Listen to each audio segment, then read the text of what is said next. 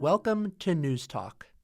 After nearly a year and a half off the air, the Harvard Crimson is relaunching our podcast with a new season reporting on Harvard and the forces shaping campus and beyond. At the center of the U.S. economy sits an institution most Americans rarely think about, the Federal Reserve. The Fed doesn't pass laws, and its leaders aren't elected, but its decisions affect millions in the U.S. and around the world, shaping the global economy. Right now, the Fed is under unusual scrutiny. Post-pandemic inflation has cooled, yet interest rates remain high, and President Donald Trump has sharply criticized Fed Chair Jerome H. Powell's policies, going so far as to back a Justice Department investigation into Powell's conduct. With Powell's term up in May, Trump has already announced his pick to take over the reins of the Fed, Kevin M. Warsh, a former Fed governor and graduate of Harvard Law School. Together, these developments have renewed debate over the future of the Fed's independence, a norm that has shaped U.S. monetary policy for decades. Here at Harvard, few people are closer to this subject than Jason Furman. Furman is a professor of economics at Harvard, where he is best known for teaching Ec 10, the introductory economics course taken by hundreds of freshmen each semester. Before that, he was the chair of President Barack Obama's Council of Economic Advisors. Furman also graduated from Harvard College in 1992 and went on to receive his PhD in economics here in 2004. He's counseled presidents, critiqued Fed policy, and weighed in publicly on what political pressure on the central bank could mean for inflation, markets, and global trust in the American economy. This week on Newstalk, we speak with Jason Furman about President Trump's attacks on the Fed's independence, his nomination of Kevin Warsh, and what all of this could mean for American monetary policy in the years ahead. From the Harvard Crimson, I'm Evan Epstein, and this is Newstalk. Jason Furman, thank you so much for joining us today on Newstalk. Great to be with you. I'd like to start by asking you to explain broadly to our audience what the Federal Reserve is, how it functions in the economy, at a basic level for people who didn't take Ec 10. Wait, people who didn't take Ec 10? It's terrible. If there may be some of them for those people. But I'll take a shot. So the central bank plays a number of roles, but the most important one is it basically sets interest rates. Interest rates affect how much economic activity there is. For example, how much businesses borrow and homeowners borrow to buy homes, which in turn affects the unemployment rate and the inflation rate. And ultimately, the goal of the Fed is to have maximum employment and stable prices. Now, can you tell us a little bit about outgoing Fed Chair Jerome Powell? How did he get into this position? What has he done as Fed Chair? And how has he gotten into this situation with President Trump? Well, the first step was a job interview with me about 15 years ago for Fed governor. We were looking for a Fed governor to nominate when I was in the Obama White House. I interviewed him, and a number of other people interviewed him as well, and we all thought he was terrific. So originally, President Obama nominated him as a governor. Then President Trump decided to make him chair. And that tells you the Fed is very different from the Supreme Court. You wouldn't have in the Supreme Court a president of one party picking someone and a president of the next party elevating them. I think broadly he's done a quite good job. Waited too long to react on inflation, which I think really was a mistake. It was something I was critical of at the time, but then cleaned up the mistake very quickly by raising interest rates much faster than almost anyone suggested he'd do so. And inflation has come down quite a lot. And were it not for the tariffs, I think it would basically be probably at the Fed's 2% goal right now. And when you say he didn't act quick enough, you think he should have raised rates sooner during COVID? Yeah. In 2021, first of all, it was clear that the main thing holding the economy back was just that much of it was shut down. And once people felt safe to go out again, they had a lot of cash because there had been a lot of stimulus payments. Then the Biden stimulus was much larger than anyone was expecting. And so at that point, it would have been appropriate, not right immediately, but pretty soon after that, for the Fed to say the economy is well on the way to recovery. It takes a while for our tools to affect the economy. And so we need to look ahead and start raising interest rates now because inflation could be a real problem. Do you think that Powell should stay on the board of the Fed after his term is up in May?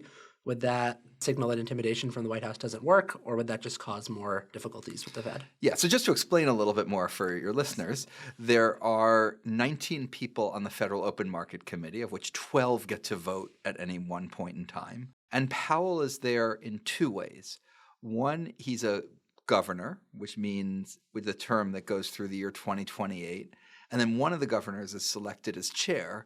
That ends in May of 2026.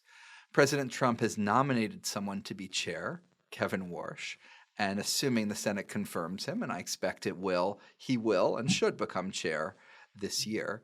I would like to see Powell stay on for a while to see where things are. The reason the Fed has 12 voters at any point in time is to protect its independence. Even if the president puts a person there who's his person and doing exactly what he wants, which I hope, by the way, is not what Kevin Warsh does, but there's a chance. It means there's 11 other votes to help restrain it. And every one of those votes can be important at a really critical time like this. And so I'd like to see him stay to make sure that the Fed is in safe hands and is on the traditional course it's been, which is acting independently of the president. So on that topic of Fed independence, can you explain what that concept means, acting independently of the president? What is the history of the Fed's independence, and why is that now being threatened by President Trump? So the Fed was established with a certain degree of independence when it first started over 100 years ago.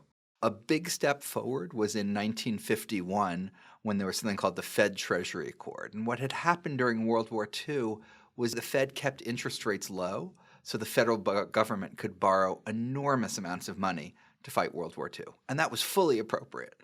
And it continued to do that for a couple years after the war because there was just so much debt hanging over from that war. But in 1951, they sat down together, the Fed and the Treasury, and said, we need to be independent. And by the way, we're not going to set interest rates to make it easy for you to borrow.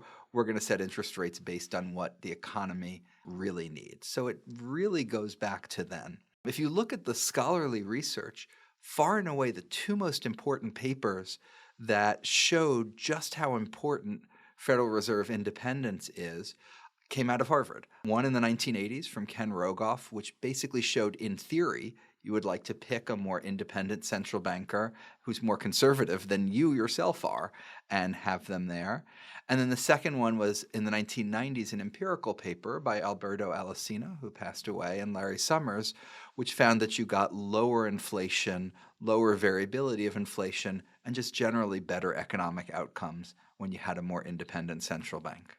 One of Trump's moves as part of his attacking the independence of the Fed was his attempt in August to remove Federal Reserve Governor Lisa Cook from the Fed's Board of Governors. This has landed in front of the U.S. Supreme Court and raises questions about how far the president's authority goes to fire a governor and how that works under law. So can you explain why Trump might be going after Cook and what this means for the Fed's independence going forward? The critical thing is that there are these 12 votes.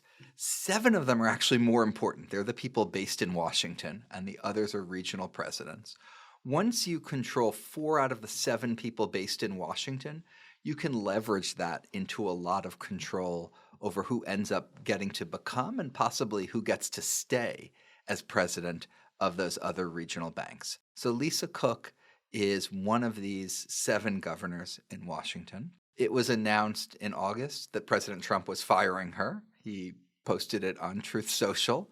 I sat down and wrote something quickly for the New York Times that night. They had it up on their website the next morning. And I was actually cautiously optimistic. I argued that this was a terrible, terrible thing that President Trump had done, but that a combination of financial markets, the Senate, the courts, and the other members of the Fed would ultimately, most likely, I wasn't sure, but most likely, act to protect it. And I think that's largely how it's played out. Subsequently, we learned that there's a criminal investigation into the chairman of the Fed, Powell. And I wrote once again in the New York Times that backfired, that almost everyone came out on the other side of that, whether they were allies of the president's or financial markets or senators from his own party. And so in some ways, people understand the practical experience of independent central banks. Maybe they've read the papers that were written by Harvard professors, but they also just trust Jay Powell. He has good political skills. He's spent time, cultivated people. And I think on this topic, at least, most people don't trust Donald Trump. And so they've instinctively sided with the Fed, with Jay Powell. And that's why, at least for now, in the short run, I feel pretty good about where the Fed's independence will stand. If the Fed's independence does not stand, if the Supreme Court rules that the president can fire governors, if the Fed comes to be seen as controlled by the president, what do you think the implications would be? We will have higher inflation, more economic instability, higher interest rates, and basically nothing good to show for it. And how about the trust of the American economy abroad? Would that affect the U.S. dollar? Would that affect global American economic hegemony, that sort of thing? That would mean a weaker dollar, and it would probably mean that maybe the dollar was less of the world's currency because it was less trusted, and with that would mean compound the problem for borrowing costs. With all that being said, do you think that there's any level of political pressure on the Fed that is healthy? Is there any time or place in which that's good for the country? I think asking questions is fine. Accountability is great. The Fed chair testifies to Congress. Members of Congress ask really tough questions. I'd rather the president doesn't go out and post mean things about them on Truth Social, but that's all the president does. And he says, in my opinion, the economy's great and interest rates should go down. That doesn't bother me too much. They're sort of tough. They can handle it. It's when you're actually firing people or actually doing criminal investigations or actually putting someone in the building who's doing your bidding. That's when the problems get real. And as someone noticed, has there ever been a time when the Fed's independence has gone too far, in your opinion, when they've been acting too apart from any other concerns in the economy or in the country? They've made all sorts of mistakes in their history. But what makes them different from other parts of the government when it comes to economic policy making is instead of digging in after a mistake, they tend to be pretty good at learning from that mistake and pretty good at changing and cleaning it up. That's what we saw, as we talked about, with the inflation that emerged in 2021, and then they corrected quickly not quite as quickly as I'd like, but then really decisively once they got around to it in 2022. So if you're a Republican or a Democrat in Congress, you love your tax plan, you love your spending plan, whatever it is, you love it, and you pass it, you're going to be very, very reluctant to admit it was a problem, it didn't work, and to undo it. The Fed is much more likely to learn, to error correct, and even to reverse its own mistakes. And that, not its omniscience, omnipotence, but that learning process, for me, is what really makes it special and better than a lot of the other institutions in Washington.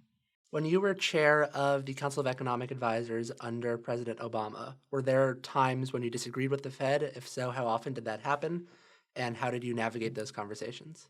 They had interest rates at zero basically the entire time I was at CA, up until the very last year when they raised them.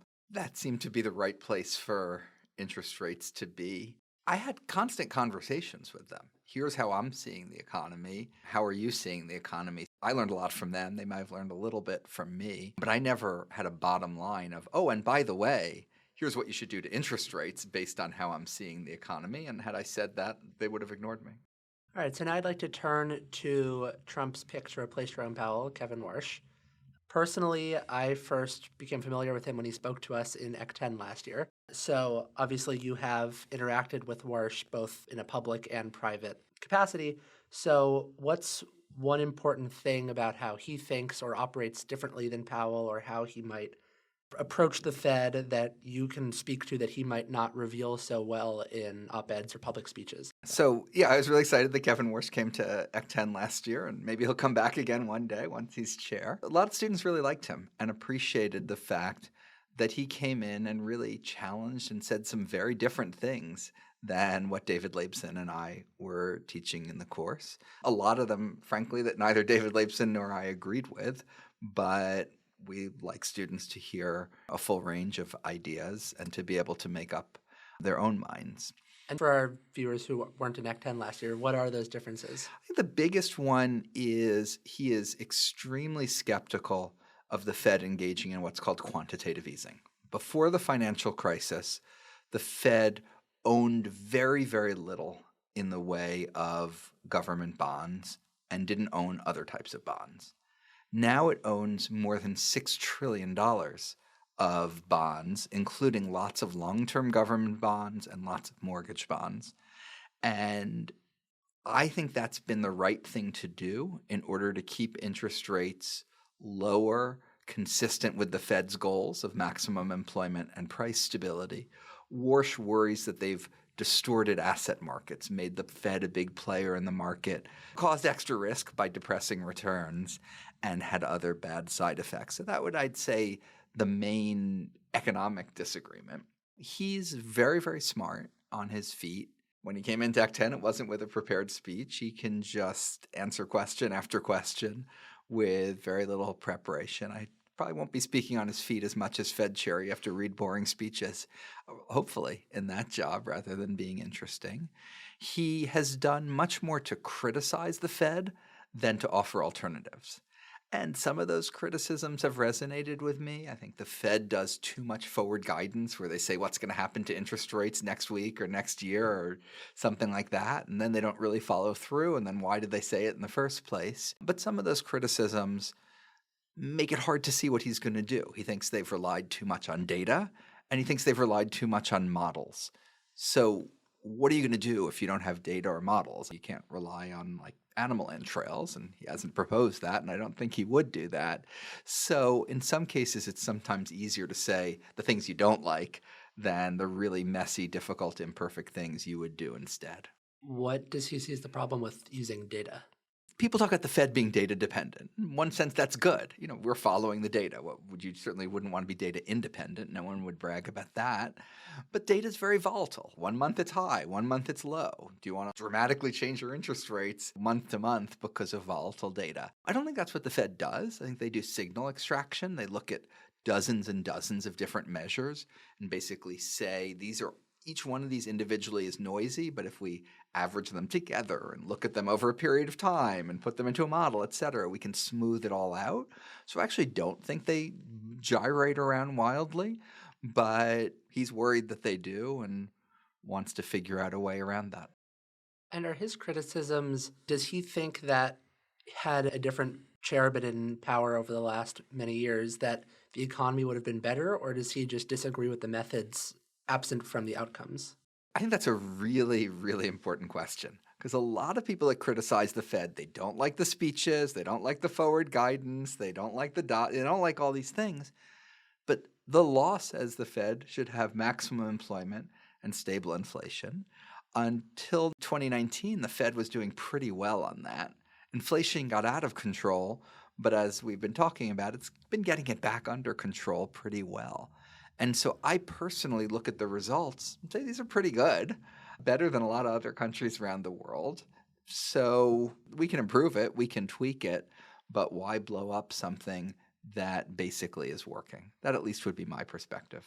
Tell us a bit about Walsh's selection process. Who were the other top contenders that Trump was considering? Why did Trump end up going with Warsh? I assume it's because he had a degree from Harvard Law School in his case, and I'm not sure if the others did. All joking aside, I think President Trump actually is a little bit elite credential-oriented, maybe even more than makes sense, even while he is rather critical in terms of some of the institutions, including ours. But there was a long list that was interviewed by the Treasury Secretary. 4 finalists were interviewed by the president. I think he may have interviewed them all twice. I'm not sure. And according to news accounts that I consider pretty reliable, Kevin Warsh did a great interview where he was very critical of the Fed. The president liked that. Plus, a lot of people on Wall Street were supporting Kevin Warsh and were very skeptical of the leading alternative, which was somebody named Kevin Hassett.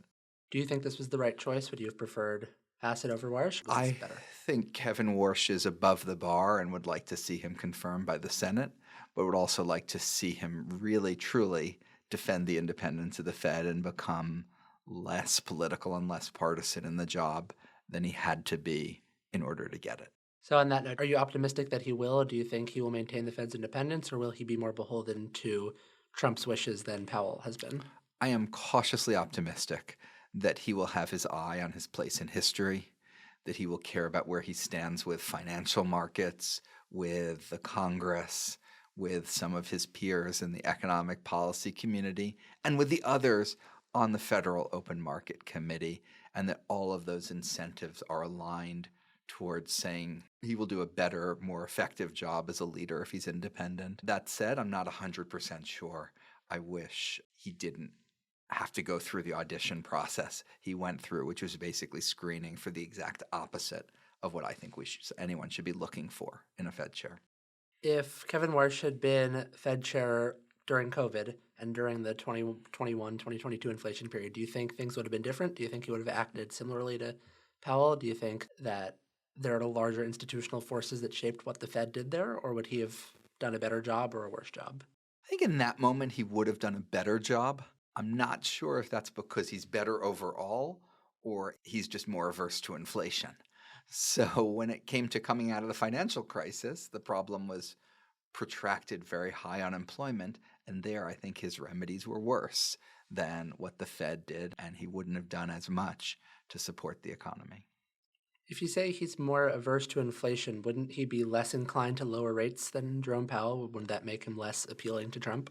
That is the conundrum here, which is that he has a history of being hawkish, a history of not wanting to lower rates.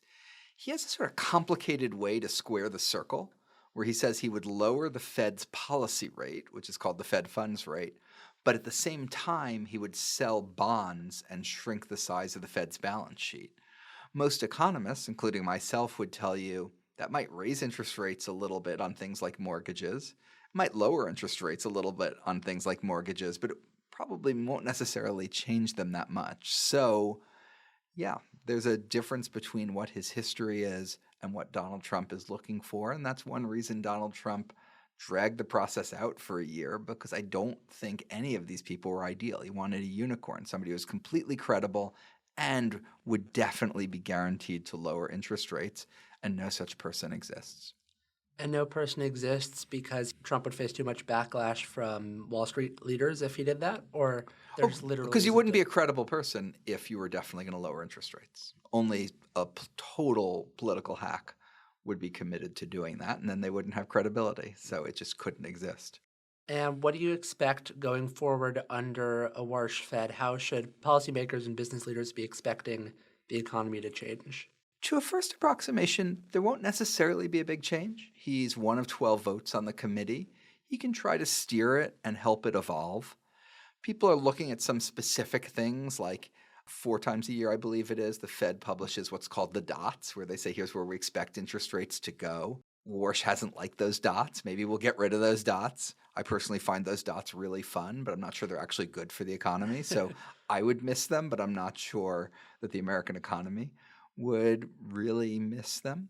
There definitely are changes already happening on financial regulation. Fed is involved in financial regulation. It's doing deregulation of banks now, and some of that I disagree with, but I do think there it's actually different from monetary policy. I think it is appropriate for presidents to have say on regulatory policy. Certainly when Obama came in, he wanted to change regulatory policy because he had a different philosophy than his predecessor.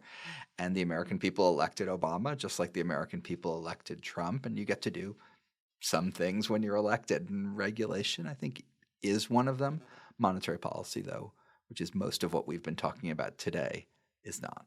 Going forward, is there anything that you think our listeners should be looking out for as this story continues to evolve, as the Supreme Court case goes on, as the question of the Fed's independence remains somewhat uncertain? What should people be looking out for? You could look every 6 weeks at here's what the Fed does on interest rates, and people get really excited about that. But for anyone who's not a day trader, I would look at the just broader institutional things. Is Lisa Cook staying in her job? What does the Supreme Court rule there? Is Kevin Warsh look like he's standing up and protecting the independence of the institution? For some of the wonkier, nerdier people, I think the interesting thing to watch is he has said he wants to shrink the balance sheet, undo all this quantitative easing. That could actually drive up mortgage interest rates, which would be the opposite of what President Trump is trying to do. So what happens to that promise? Does he keep it or does he break it? I'm actually hoping he breaks that particular promise, and I think he'll have a lot of incentives to break it, but we'll see. All right, so to finish up here, I want to ask you a few unrelated to the Fed rapid-fire questions. So first, favorite Obama story? This one's favorite one to me personally, which was he had put a book, The Three-Body Problem, on his list of favorite books he had read over one summer, and I also read it and loved it. Both read the second one. We had conversations about both of them. And when the third one was coming out, I wrote to the publisher, maybe my only abuse of authority in 8 years, said, I'm a very important person in the White House. Can you send me one copy? I'll give it to Obama, and maybe even send me two.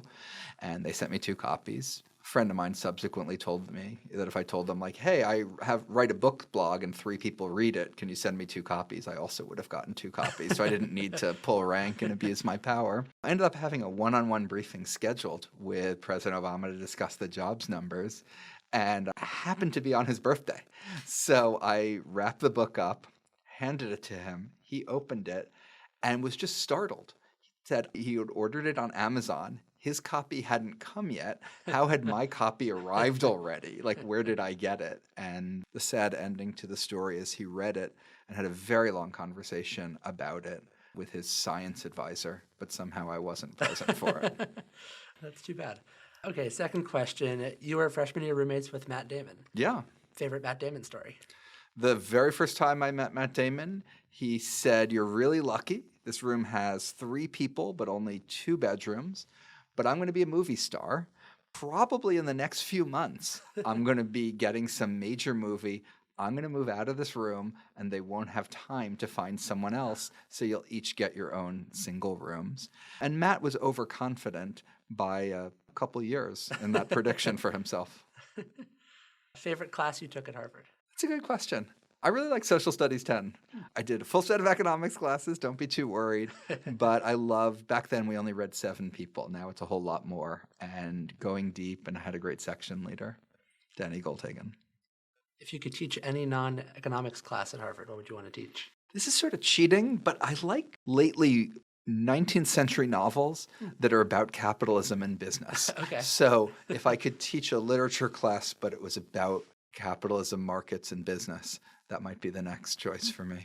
All right. Best Harvard house? Okay, just completely off the record, because I don't want David Laibson to hear this, Adams House. Thank you. I appreciate that as an Adams House resident. Joe's or Noakes?